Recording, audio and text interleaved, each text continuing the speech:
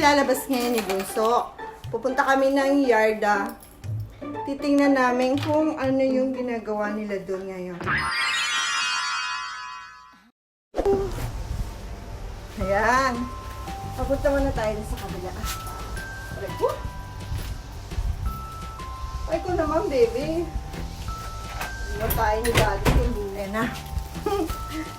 So, ayan. Punta tayo sa kabila.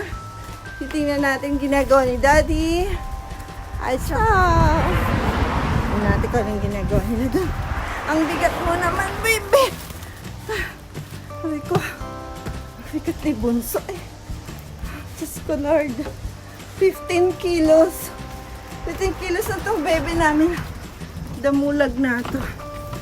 Aray ko po. Ah, aray ko. Aray ko.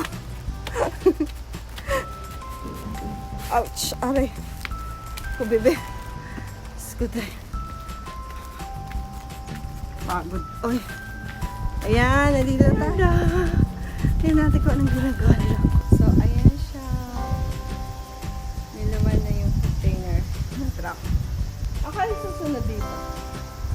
Ano sunod ipasok dito? Ayan. Ano sunod ipasok dyan? Ano? Boom truck na ano? Asan? Iwata da Yarda. Kinuha pa nila? Bunso. Bon! Ayan si Bunso. Bunso!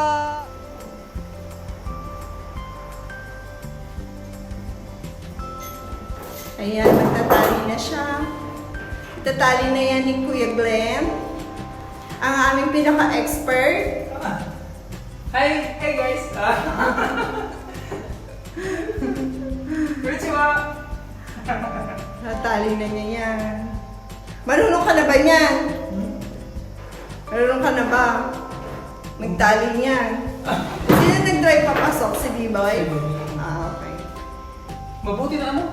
Kaya extra-extra lang yung ma'am. Parang gumagaan. Oh, nung una ayaw pa mag-extend. Gumagaan na yung mga ano ma'am. Trabaho. Isa na. Ayan, Bunso!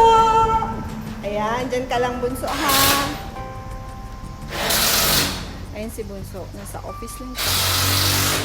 Ang office ni Daddy nga magulo. Puro basura kasi. Puro basura naman ang trabaho namin. Na, Bunso! Si Bunsong magbabasura. Diyan ka lang, baby. Kasi may, ano dito, may mga nilalaglag mula sa puno ng mga, ito yung sakura. Ah, ito pala yung sakura. Wala na siyang dahon. Ito yung sakura. Wala nang dahon. Pag spring, ang ganda-ganda niyan. Punong-puno siya ng cherry blossom. Puting-puti. Ayan. Maganda yung weather ngayon, hindi mainit. Pero mukhang uulan siya mamayang gabi. Pero pwede na. Okay na din. Ayan. Truck pala ngayon ang laman ng mga container natin. Puro truck. Sa Subic ang bagsak nito. Kasi pagka mga heavy equipments, hindi pwedeng ipagsama sila ng mga truck. So, ang heavy equipments lang like itong backhoe, yan, bulldozer, road roller, yan, sila magkakasama. Saka yung mga, yan, agricultural, like yung traktora. Sila yung mga magkakasama sa container naman. Sa Manila siya bagsak. Manila Port. Or meron din kami sa Cebu. May buyers din kami sa Cebu. Sa Tacloban siya. Pero kapag sa Subic, mga trucks lang doon. Kasi bawal ang mga heavy equipment sa Subic. Si Bunso, ipasok ka na rin kaya sa container. Ah, baby. Saan yan? maingay dito.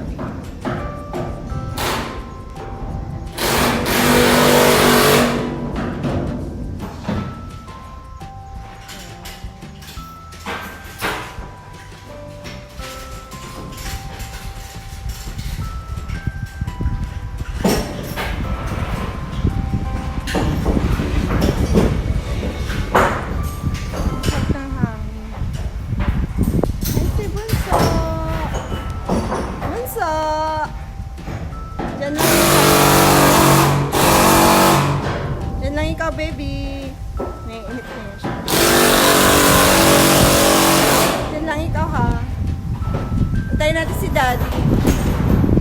Kasi kumuha pa ng isang truck na ipapasok yun sa container. Doon sa isang Yarda na nirerentahan namin. Yung parking lang. Kasi pag puno na dito, hindi na magkasya. Doon dinadala sa isang nirerentahan namin Yarda. Doon pinapark yung ibang mga units kasi nga hindi na makagalaw dito. Tapos malapit lang naman siya. Tapos pinukuha naman pag ikakarga na siya. Ayan. Ayan na. Ayan na ang isang truck na ikakarga. Natin na siya.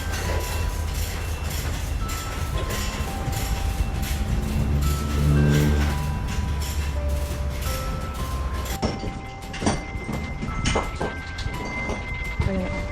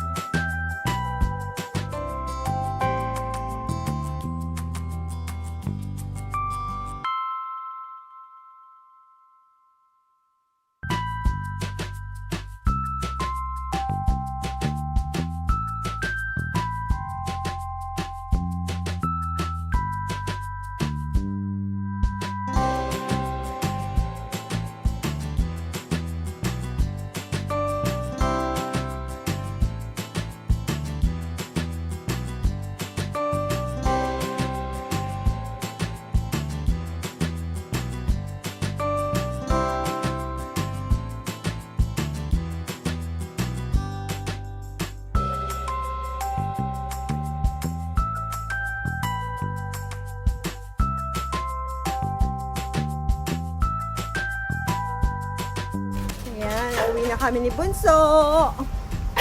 Uwi na kami, bye-bye. Doon tayo anak na daan.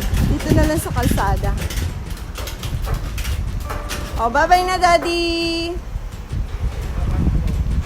Oh, ayan. Sila, oh, nagtatrabaho sila, oh.